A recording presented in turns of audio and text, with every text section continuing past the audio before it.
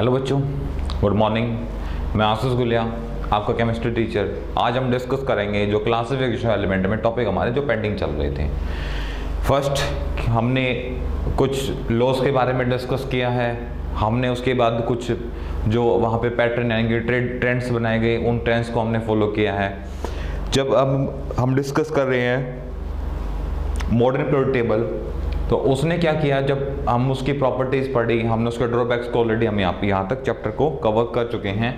आज हम चैप्टर के अंदर जो प्रॉपर्टीज हैं, जिसके अंदर एसपीडी और एफ ब्लॉक्स आपके पास गिवन है, तो उन ब्लॉक्स को आप कैसे स्टडी करेंगे, क्या कुछ कॉमन प्रॉपर्टी रहती हैं, वो हम डिस्कस करेंगे। ठीक है भाई, तो स्टार्ट करते हैं। सबसे फर्स्ट जो हमारा आता है वो आता है S block. S block element, S block element के अंदर number of element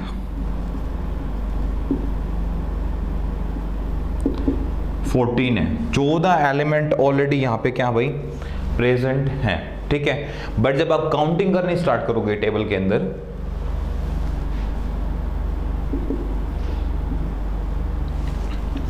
group number first में आपको 7 एलिमेंट मिलेंगे। हाइड्रोजन से चल के आप सीजियम तक जाएंगे, और आपकी ग्रुप नंबर सेकंड के अंदर आपको 6 एलिमेंट मिलेंगे। जो हाइड्रोजन के अगले वाला आपको यहाँ पे एक कॉलम ब्रैकेट मिलता है। ठीक है, तो 6 7 यहाँ पे मिलते हैं, 6 यहाँ पे, तो टोटल 13 एलिमेंट आपको यही मिल जाएंगे। एक एलिमेंट आपको नोबल गैसेज वाला यानी कि हीलियम वाला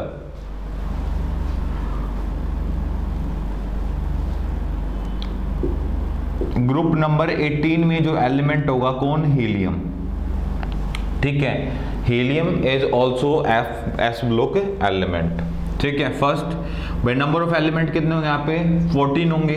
दूसरा 14 होंगे, तो helium is also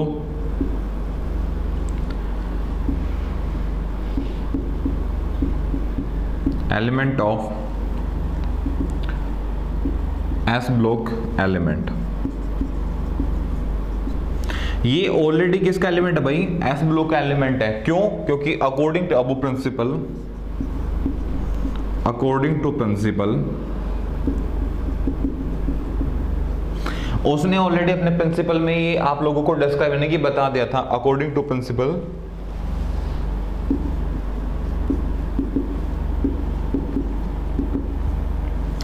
last electron fill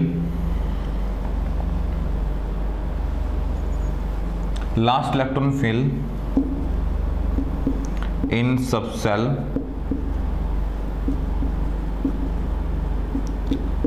that is same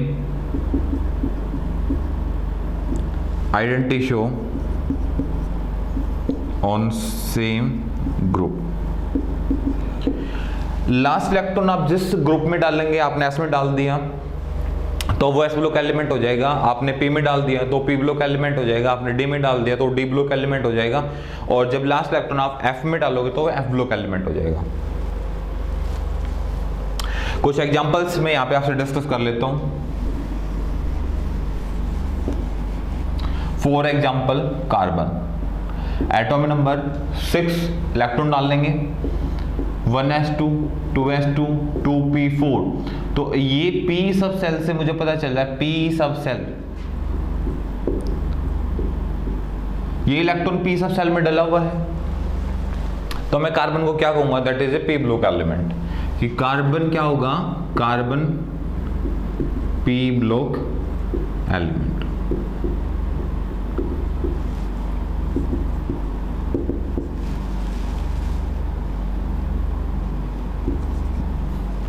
अब मैं सोडियम की बात करता हूं। सोडियम का एटॉमिक नंबर 11 होता है, 1s2 2s2 2p6 and 3s1। तो इस सोडियम के बारे में मुझे पता चलता है कि सोडियम किसका एलिमेंट है भाई, लास्ट इलेक्ट्रॉन एस सब सेल में डला हुआ था। ये क्या है, एस ब्लॉक एलिमेंट। ठीक है, फिर मैं कैल्शियम की बात करता हूं, एटॉमिक नंबर 20,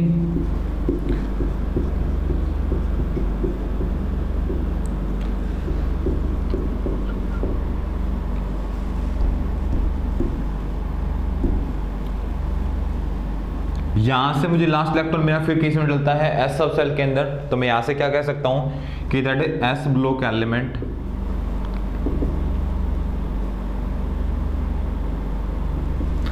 मान लो यहाँ पे मेरे पास होता zinc atom number 30, 1s2 2s2 2p6 3s2 3p6 4s2 और 3d10। इसका लास्ट इलेक्ट्रॉन किस में जा रहा है, डी के अंदर। आप देखो यहाँ पे कुछ असम्पशंस भी आते हैं, वो भी मैं आपसे डिस्कस करूंगा। जैसे मुझे पता चलता है डी ब्लॉक एलिमेंट है, डी ब्लॉक एलिमेंट, ठीक है। अब देखो भाई, वो जब मैं आपको कॉन्फ़िगरेशन कराऊंगा मैं तब आपसे डिस्कस करूंगा। वैसे एक्सेप्शन केसेस में ये आता है कि 4s2 यानी कि 4 सेल को मैं पहले जनरेट कर देता हूँ, थर्ड सेल बाद में कंप्लीट करता हूँ। बट जब मैं ग्रुप नंबर 11 में जब मैं इलेक्ट्रॉन डालता हूं तो ऑलरेडी मेरी थर्ड सेल वहां पे फुल्ली फिल्ड हो चुकी होती है, और उसके बाद मुझे इलेक्ट्रॉन डालना होता है फोर्थ सेल के अंदर। तो उसके अकॉर्डिंग इसका लास्ट इलेक्ट्रॉन किस में जाना चाहिए, 4 के अंदर, 4s के अंदर। तो उसके अकॉर्डिंग किसका एलिमेंट हुआ, ये एस ब्लॉक एलिमेंट हुआ। बट ऐसा नहीं है, इसका लास्ट इलेक्ट्रॉन हम डी के अकॉर्डिंग डालते हैं, और लास्ट इलेक्ट्रॉन हम बोलते हैं डी के अंदर डला हुआ है, ठीक है भाई। मैं इसलिए बोल रहा हूं, देखो कॉपर एटॉम नंबर 29, ठीक है। इसमें हम क्या डिस्कस करते हैं, 1s2 2s2 2p6 3s2 3p6 4s1 और 3d10 करते हो आप, ये कॉन्फ़िगरेशन लिखी जाती है। तो इन कॉन्फ़िगरेशन के अकॉर्डिंग डी ऑर्बिटल आपने यहाँ पे फुल्ली फिल्ड कर दिया है, ये ध्यान से देखें यहाँ पे, ठीक है। अब उसके बाद आप 29 टू जैसे ही 30 पे जाएंगे, ठीक है, 30 पे जाके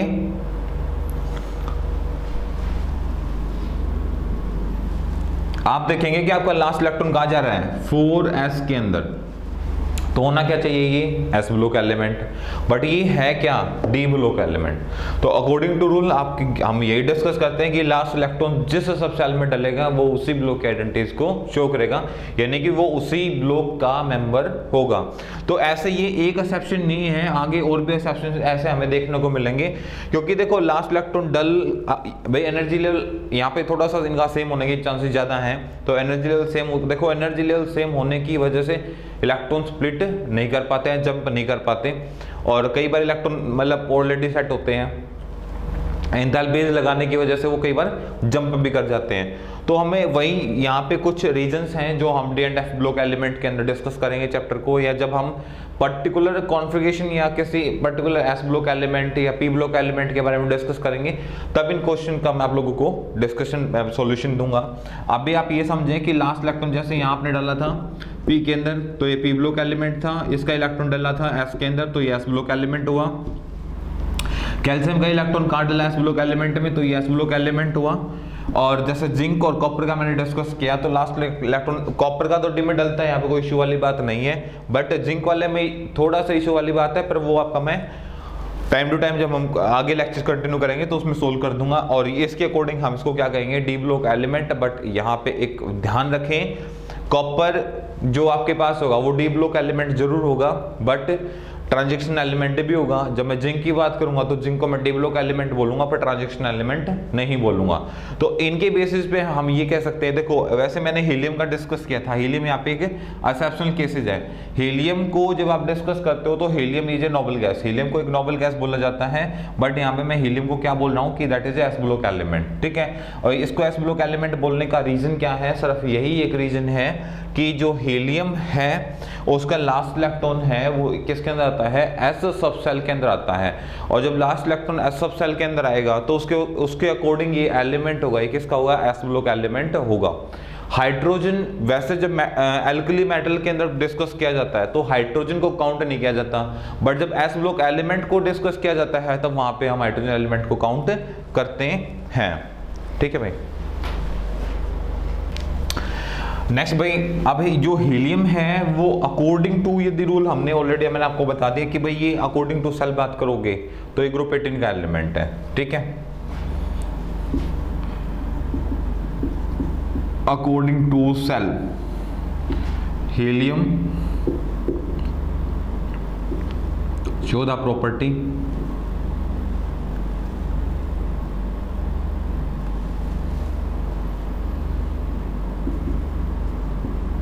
noble gases, but according to subcell show the property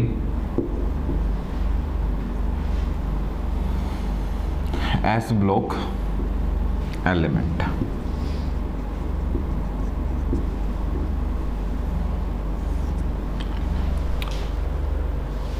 understood? ठीक है, अब आगे डिस्कस करते हैं कि इसमें कौन कौन आता है भाई। सबसे पहले जो ग्रुप नंबर 1 होगा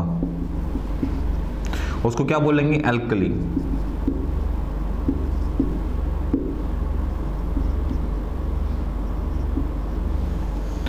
ग्रुप नंबर जो 2 होगा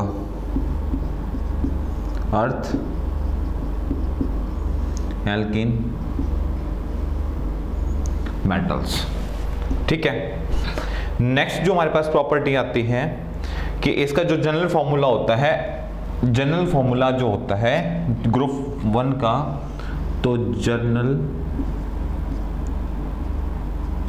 फॉर्मूला NS1, N की जो वैल्यू रहेगी 1 2 3 4 5 6 7। ठीक है भाई, यहाँ पे जो जनरल फॉर्मूला है वो हो जाएगा NS2। N की वैल्यू होगी 1 2 3 4 5 6 7 अप टू N तक। ठीक है, ये जनरल फॉर्मूला पोजीशन निकालने के लिए, इलेक्ट्रॉनों की स्टेबिलिटी और आउटर मोस्ट हाल में इलेक्ट्रॉन पता करने के लिए इनका यूज होगा, जो नेचर भी डिफाइन करेंगे कुछ केसेस के अंदर, वो हम अभी डिस्कस करेंगे आपसे कॉन्फ़िगरेशन के अंदर। ठीक है, तो जनरल फॉर्मूला एल्कली मेटल्स का होगा वो NS1 होगा, और जो जनरल फॉर्मूला ग्रुप नंबर 2 का अर्थ एल्किन मेटल का होगा वो NS2 होगा। यानी कि जब मैं आपसे बात करूंगा एल्किन मेटल के बारे में, या जब मैं आपसे बात करूंगा ये अर्थ एल्किन मेटल के बारे में या एल्काइंस मेटल के बारे में, तो आपको समझना है कि मैं ग्रुप 1 की बात कर रहा हूँ या ग्रुप 2 की बात कर रहा हूँ। ये आप लोगों को टर्म्स हैं वो याद करनी पड़ेंगी। ठीक है, अभी मैं इसके बारे में अब आपसे डिस्कस करता हूं नेक्स्ट की alkali metals are the soft in nature.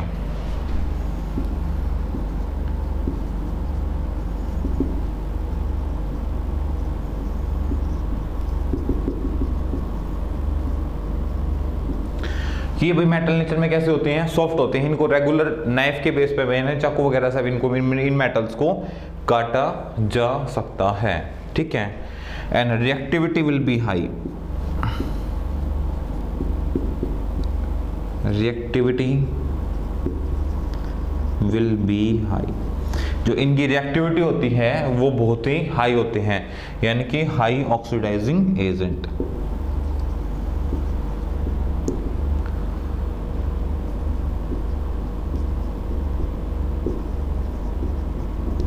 ये क्या होते हैं भाई? हाई ऑक्सीडाइजिंग एजेंट होते हैं। ठीक है, हाई ऑक्सीडाइजिंग मतलब कि बहुत जल्दी से एटमॉस्फेयर की प्रेजेंस में बहुत जल्दी से अपने ऑक्साइड बनाने की टेंडेंसी रखते हैं। ग्रुप 1 यानी कि एल्कली मेटल्स,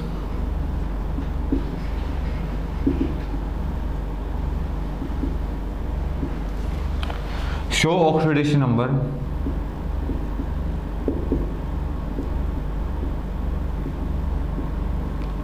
+1। ग्रुप 2 अर्थ एल्किन metal,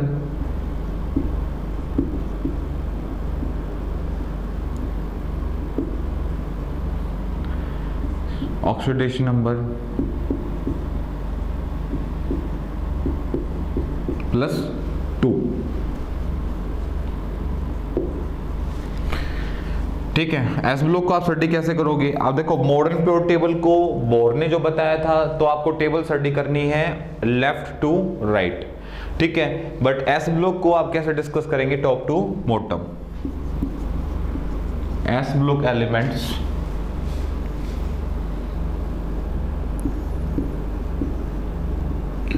follow the property top to bottom। ठीक है, according to rule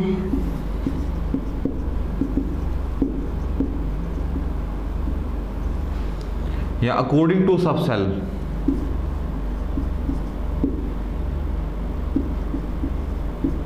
according to subshell. जो आपके पास है ग्रुप नंबर 1 यानी कि alkali metals,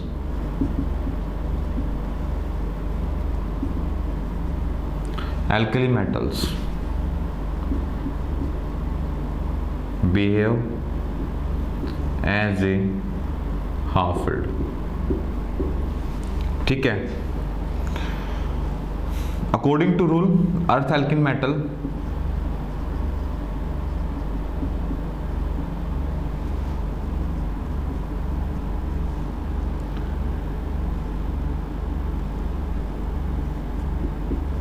should behave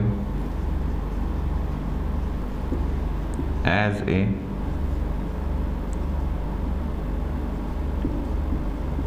fully filled. क्यों? क्योंकि भाई एस ब्लॉक की जो टेंडेंसी होती है, ठीक है, tendency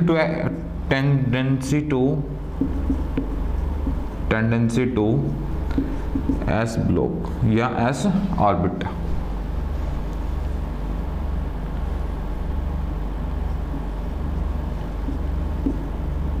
have containing 2 electrons,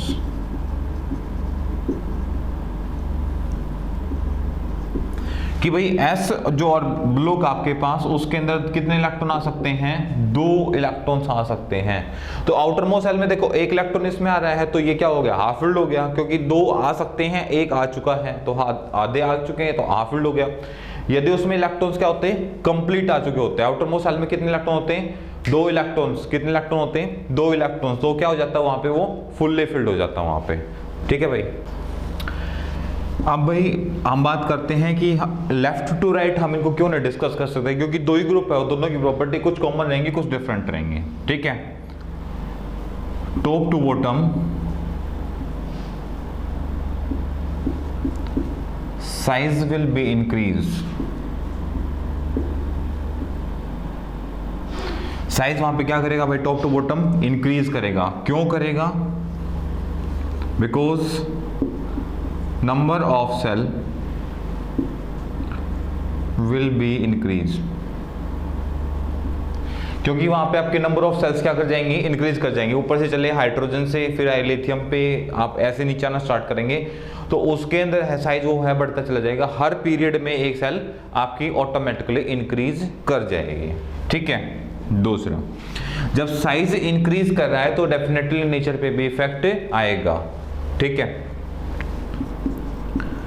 top to bottom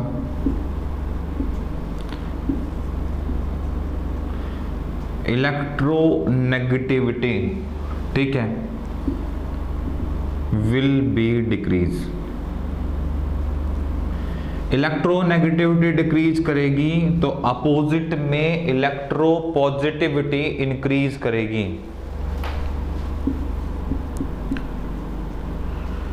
electro positivity will be increase, ठीक है। ऐसा होने का रीजन साइज बढ़ रहा है, ये आप नॉर्मल सा रीजन बता सकते हो।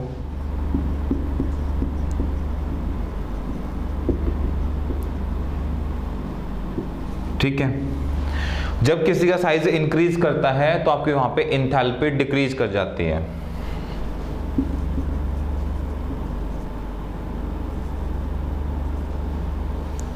Enthalpy will be decrease. Enthalpy decrease करेगी कौन से वाले भाई? आयनाइजेशन या इलेक्ट्रॉन की enthalpy? Ionization enthalpy.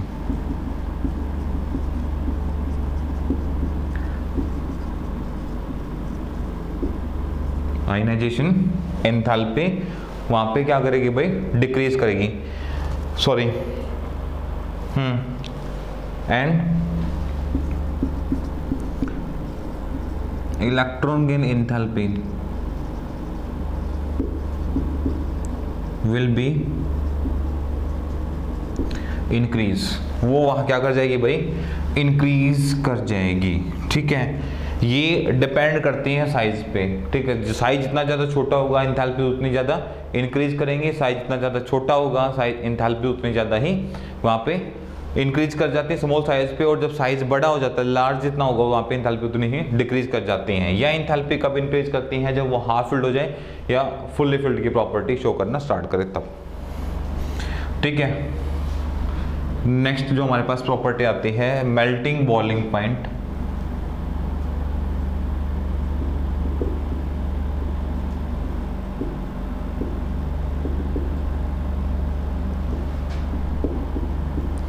melting and boiling point, top to bottom will be increase.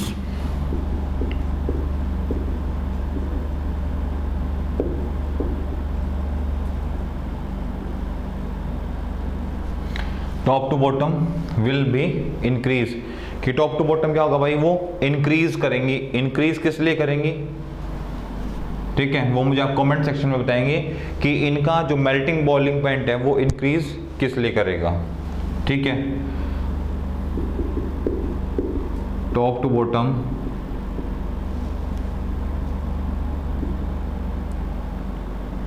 Density also increase. ठीक है, और एस ब्लॉक एलिमेंट वालों के पास एक यूनिक प्रॉपर्टी है जो अपने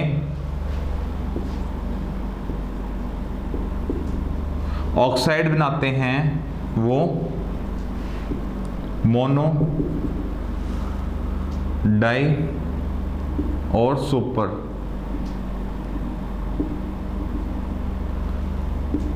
ऑक्साइड्स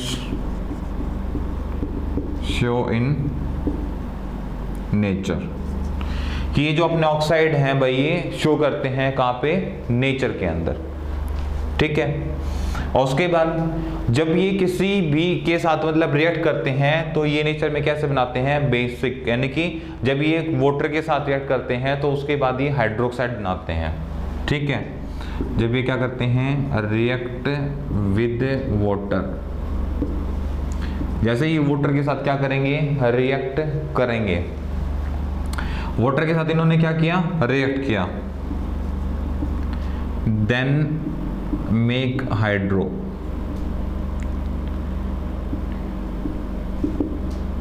हाइड्रोक्साइड इन नेचर। क्यों नेचर में क्या करते हैं, हाइड्रोक्साइड बनाते हैं। एंथैल्पी, एंथैल्पी आप लोगों को पता है एंथैल्पी 2 टाइप्स की होती है भाई। एक आपके पास आयनाइजेशन, दूसरे आपके पास हो जाएगी इलेक्ट्रॉन गेन एंथैल्पी।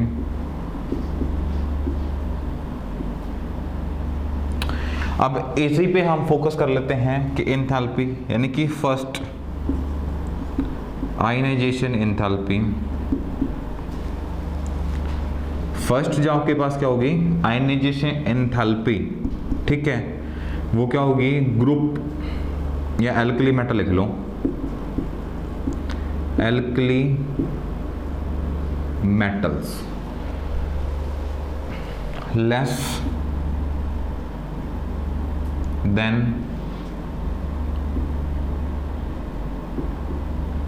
अर्थ एल्किन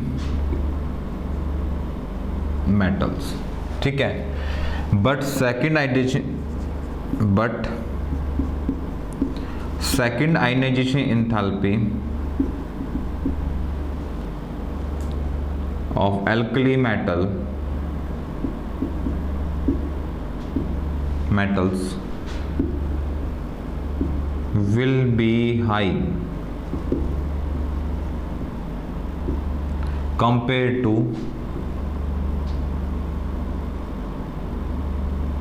earth alkenes metals। ठीक है, ऐसा किस लिए होगा, हम एक एग्जांपल डिस्कस कर लेते हैं। 4 एग्जांपल्स। मेरे पास 2 एलिमेंट हैं, एक मेरे पास क्या है, पोटासियम, और दूसरा मेरे पास कौन सा है, यहाँ पे कैल्शियम। ठीक है, इसके पास एटॉम नंबर 19 है, इसका एटॉम नंबर कितना होगा, 20। तो मैं इसके ऊपर अब इसकी जो मैं इलेक्ट्रॉन कॉन्फ़िगरेशन लिखता हूँ तो क्या होगी, 1s2 2s2 2p6 3s2 3p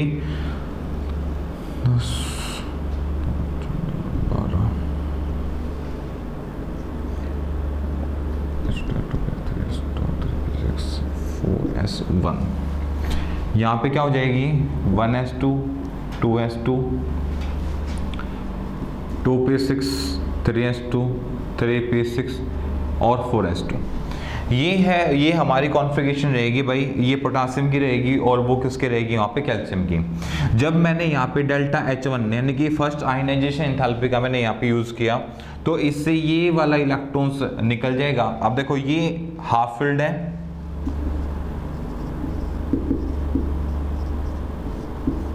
और ये यहाँ पे क्या है फुल्ली फिल्ड।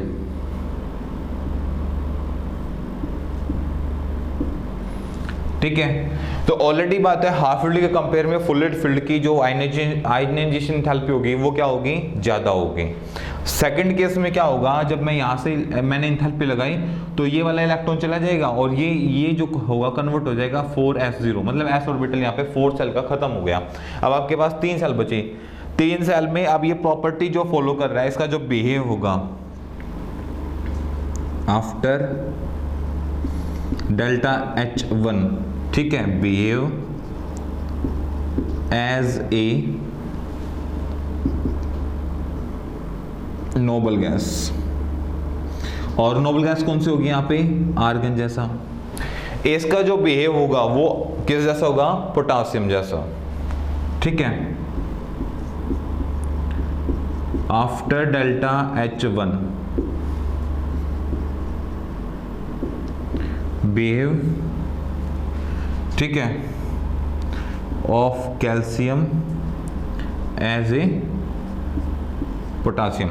इसका बिहेव कैसा हो जाएगा पोटासियम जैसा, क्योंकि इसके लास्ट ऑर्बिटल में इलेक्ट्रॉन जो 4s2 से कन्वर्ट हो कितने हो जाएंगे 4s1। 4s1 हो गए, इसका 4 सेल कंप्लीट खत्म हो गया। अब इसका साइज छोटा हो गया क्योंकि थर्ड सेल यानी कि अब इसके पास 3 पीरियड बचे हैं और इसके पास यहाँ पे कितने पीरियड थे 4 पीरियड थे। तो अब हमें करना क्या है, अब हमें सीधा सीधा ये करना है कि भाई अब हमें यहाँ पे करना क्या है, तो करना हमें ये है कि अब मुझे डेल्टा S2 लगानी है। मतलब उसके बाद मैं डेल्टा S2 लगाता हूं, तो जब S2 लगाऊंगा तो ये तो नोबल गैसेस पे लगेगी और नोबल गैसेस ऑलरेडी क्या होती हैं स्टेबल होती हैं। वो किस पे लगेगी एज ए एल्कली मेटल पे, क्योंकि उसका बिहेव अब अर्ध एल्किन मेटल जैसा नहीं रहा, एल्कली मेटल जैसा यहाँ पे बन चुका है।